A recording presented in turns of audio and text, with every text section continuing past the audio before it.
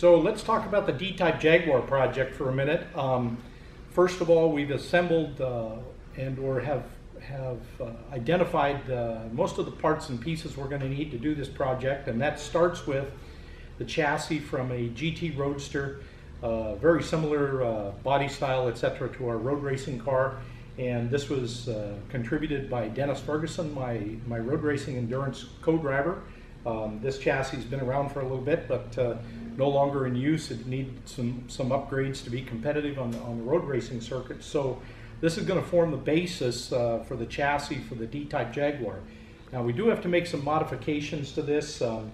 We've just got it up here on the lift, and we're going to start the disassembly here any day.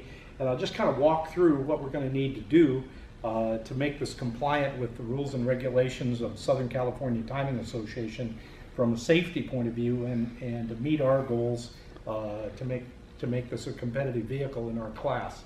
So one of the things that's got to happen, we have to make some modifications to the roll cage. So these bars here will be cut out.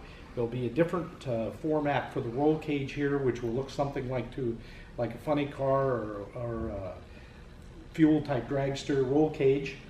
Then as we go forward, we're going to use a different engine. These engines are a Hayabusa Suzuki engine, and that's standard what we run in these chassis road racing, and that's what we're going to use for the Bonneville car. Albeit we're going to put an engine in here that's been beefed up substantially, and Gary Tinker that builds these cars has got an engine that's going to go in this, and it will be, we think, 220 to 240 horsepower, which should be enough to get the job done.